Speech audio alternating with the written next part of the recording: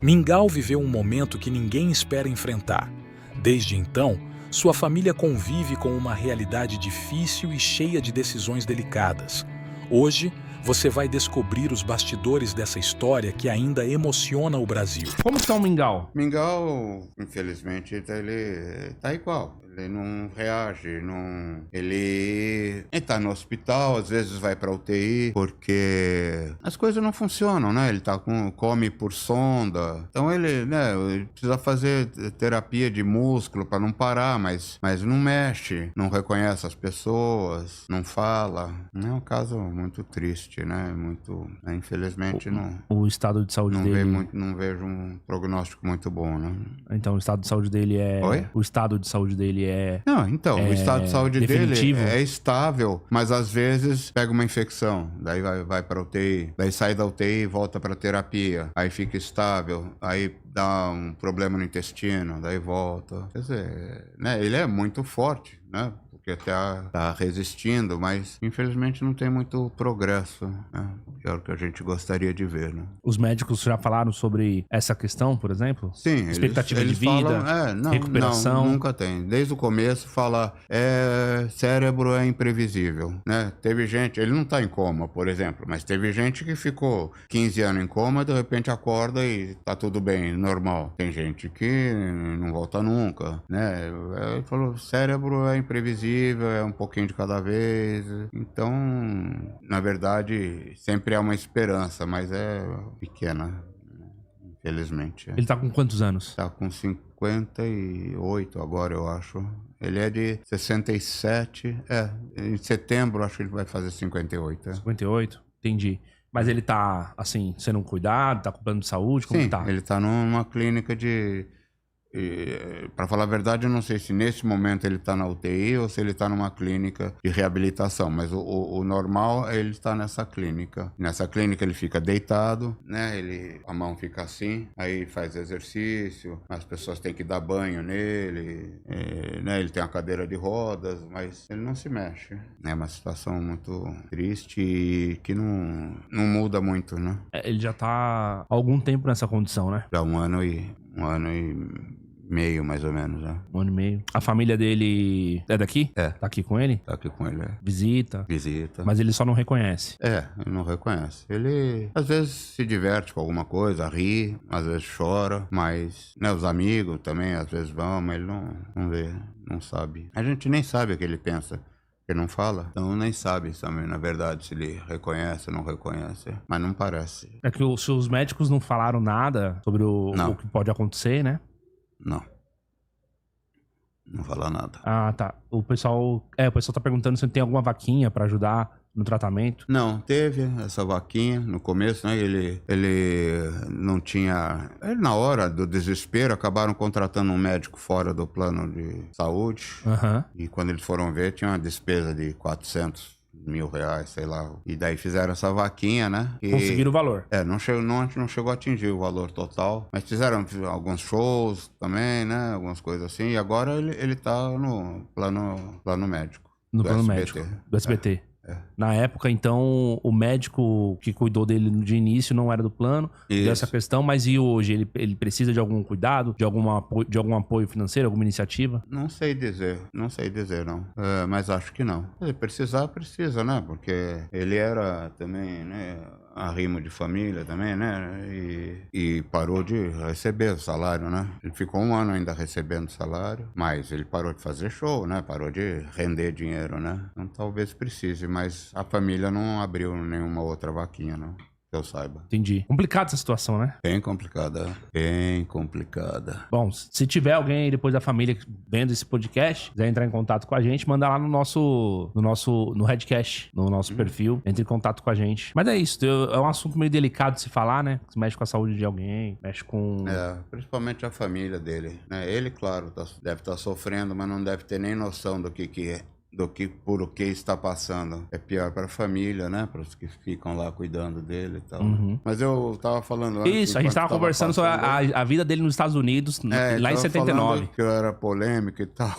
Eu estava dizendo que não, na verdade eu acredito na mesma coisa desde que a gente começou com o traje, desde dessa minha viagem para os Estados Unidos, que eu morei lá em 79, 80, e eu notei como é diferente do que a gente tem aqui, ainda. Quer dizer, hoje em dia, eu morei em São Francisco, hoje em dia tem uma administração de esquerda, o negócio piorou muito lá, tem gente morando na rua, Califórnia, roubo e tal, nessas coisas. Eu notei muito a noção que eles têm de cidadania, que aqui no Brasil, cidadania é meio você fazer caridade, não sei, eles não entendem direito o que é cidadania. O brasileiro gosta de complicar a vida um do outro, ao invés de se ajudar.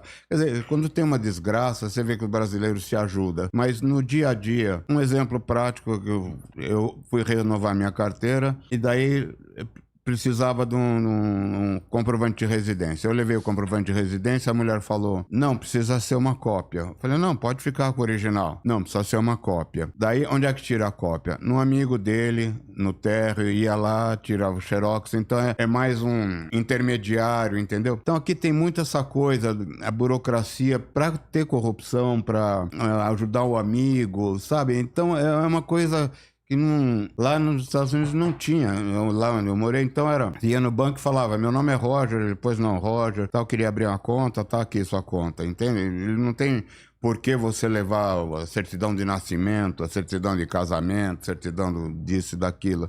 Tinha um documento, a carteira de motorista, servia para tudo, que devia ser assim aqui também, né? Você tem a carteira de identidade.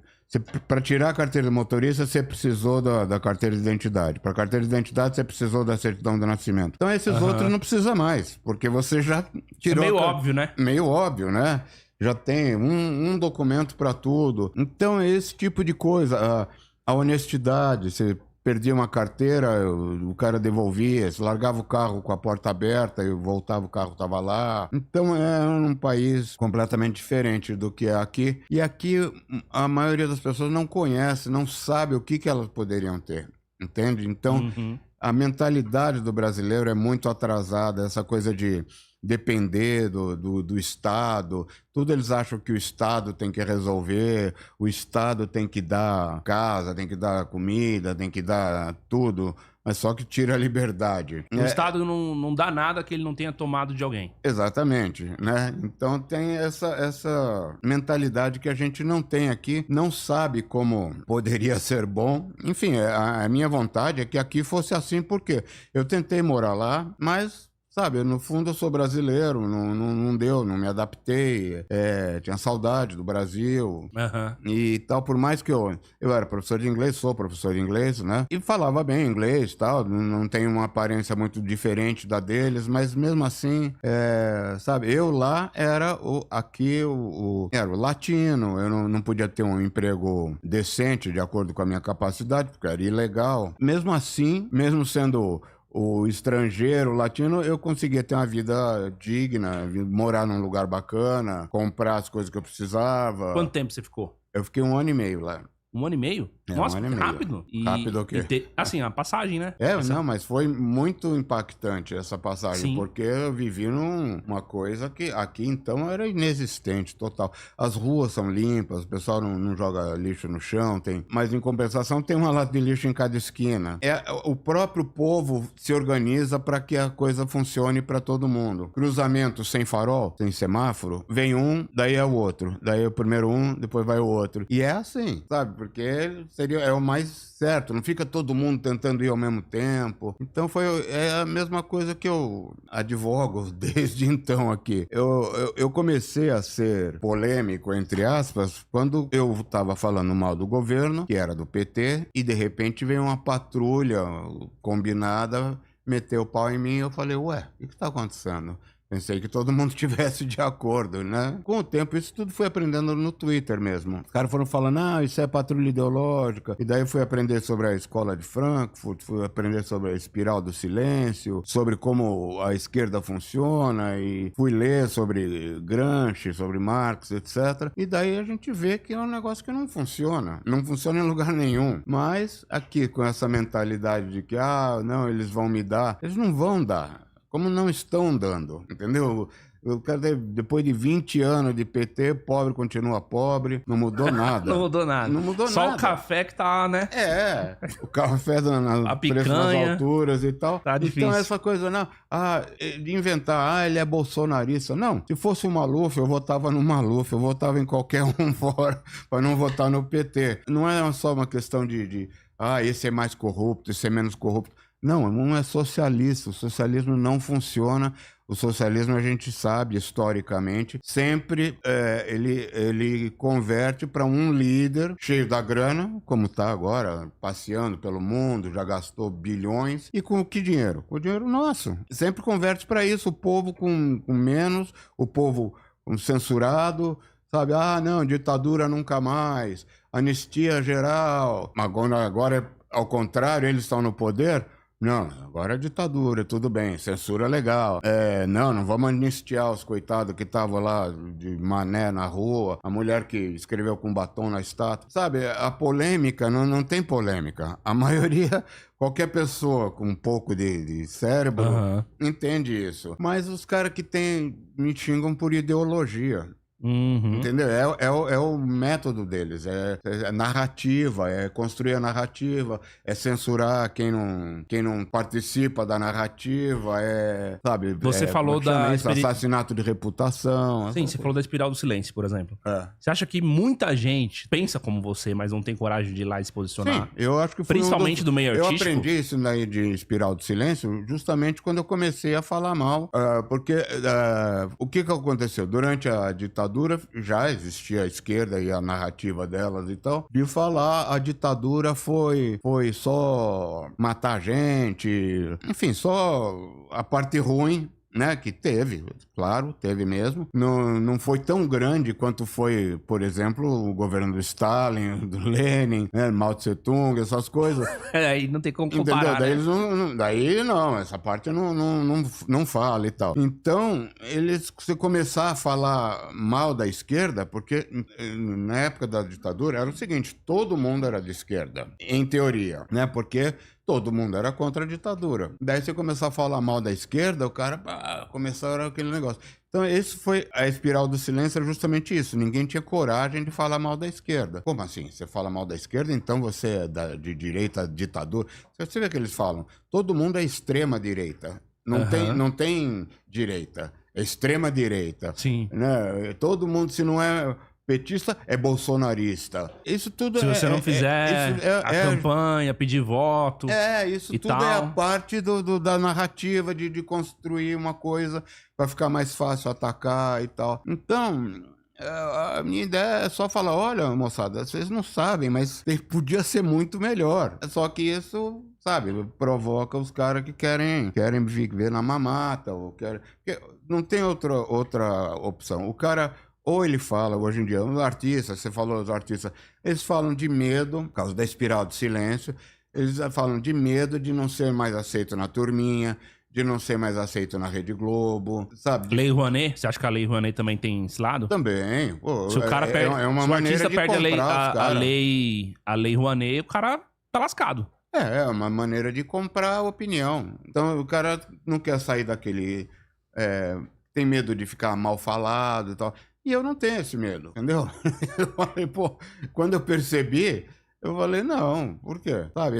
Então, e tem um monte de gente do meu lado também. Só que muitos preferem não se manifestar. Eu me manifestei na época porque eu não aprendi em casa a não levar desaforo para casa, sabe? Então, começaram a tentar me cancelar, fala... assassinato de reputação, eu falei, não. No meio artístico isso aconteceu também? O cara parou de falar com você, sim, teve gente que parou aí às vezes tá no mesmo ambiente, não cumprimenta, porque tá na frente dos outros, Lobão não tira falar comigo, Nazi ameaçou me quebrar minha cara, o Edgar, entendeu? Também não é outro que... Então teve gente que ficou contra, mas eu tô... Mas por causa de política? Por causa de político.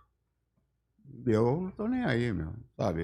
Teve outros que são de esquerda, mas que continuam sendo amigos, porque não tem nada a ver isso. Eu não tenho esse poder de mudar tudo. Se eu tivesse, o Brasil seria um outro país completamente. Mas tem os caras que tem nojinho de se relacionar e tal, entendeu? É justamente o cara que é fraco de ideia, né? Que não tem personalidade, justamente é o que eu tenho, uma personalidade forte, né? Valeu por assistir até o final. Não se esqueça de deixar seu like, se inscrever e comentar o que achou. Nos vemos no próximo vídeo.